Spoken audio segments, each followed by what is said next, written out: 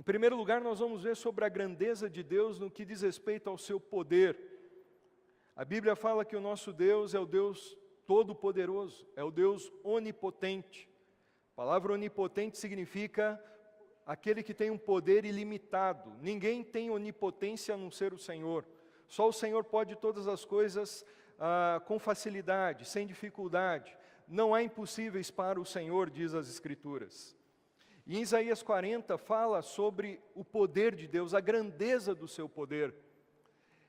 No capítulo 40, versículo 12, acompanhem a leitura que diz o seguinte: Isaías ele faz uma pergunta: e quem mediu as águas na concha da sua mão?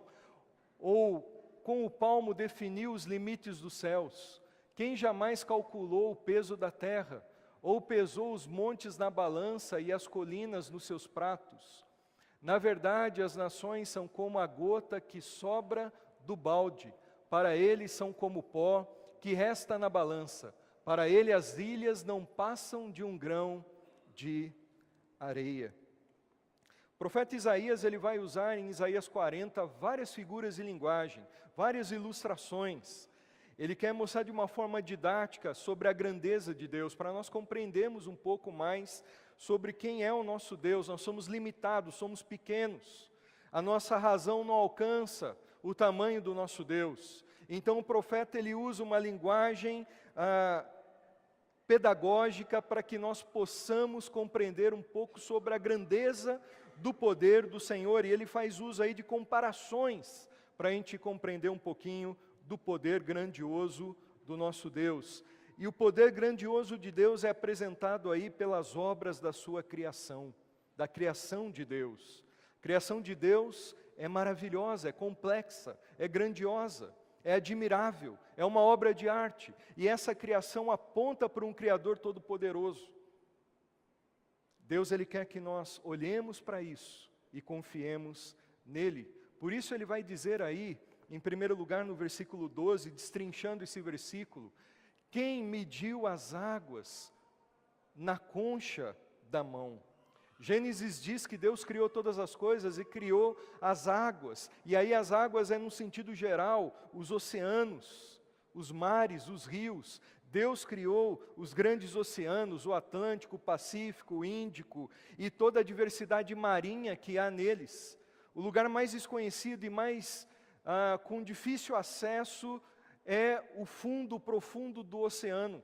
O homem já chegou na Lua, já pisou em solo lunar, mas o homem nunca conseguiu chegar no mais profundo do oceano, porque não pode, não há tecnologia ainda para isso. A pressão atmosférica, o peso das águas esmagam qualquer um que tentar se arriscar aí no mais profundo dos oceanos. Quando nós vamos para a praia, um tempo de férias, nós ficamos admirados, contemplando a beleza do mar. A Bíblia diz que foi Deus quem criou os mares. Deus que criou os grandes rios, como o rio Amazonas aqui no Brasil, os pequenos rios, os lagos, as lagoas, separou água doce de água salgada. Segundo uma estimativa da ciência, a quantidade de água no planeta é disso aí. Se vocês souberem dizer o quanto que é, mas são muitos litros. Mais de 1 sextilhão de litros de água no estado líquido no nosso planeta. 71% da superfície da Terra é coberta com água. O nosso planeta poderia ser chamado perfeitamente de planeta água. Tanta água que existe. E há muita água também subterrânea no nosso planeta. Segundo uma descoberta da ciência em 2014, a Terra pode ter uma reserva subterrânea de água 3 vezes maior do que os oceanos. Para onde foi a água do dilúvio? Quando o dilúvio, ali Gênesis diz que as águas baixaram. Essas águas foram armazenadas, muitas evaporaram, mas muitas dessas águas desceram para o subterrâneo, estão lá e são capazes, a quantidade de água no subterrâneo, de inundar a terra e cobrir os mais altos montes. Há uma vastidão de água nesse planeta, e a pergunta aí é a seguinte: Quanto de água você consegue medir na concha da sua mão? Sabe quando você vai para um lugar onde não tem copo d'água, e ali tem uma fonte, um riozinho, com aquela água potável boa, e você tem que se abaixar e botar a mão na água e fazer aquela concha com a sua mão. Quanto de água cabe na palma da sua mão, na concha da sua mão? Talvez 50 ml, alguma coisa do tipo, menos. Isaías fala que o nosso Deus que criou todas as coisas, criou as águas. Ele é tão grande, seu poder é tão grandioso, que Isaías dá uma linguagem, uma figura de linguagem para dizer que o nosso Deus é tão poderoso que Ele é capaz de colocar na concha da sua mão toda a água que existe. Tamanho o poder e a grandeza desse Deus.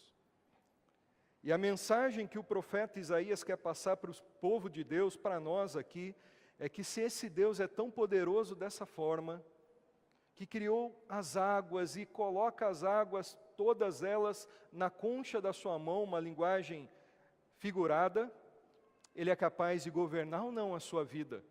Ele é capaz ou não de cuidar de você? E a resposta é sim. E ele vai seguindo falando sobre o poder de Deus, sobre a grandiosidade do poder de Deus. Isaías vai crescendo na revelação sobre o poder grandioso de Deus. Quando ele diz assim no versículo 12, quem jamais calculou o peso da terra? Ou pesou os montes na balança e as colinas nos seus pratos? Meus irmãos, há uns 3 anos atrás, ou um pouquinho mais talvez, eu comecei a inventar moda.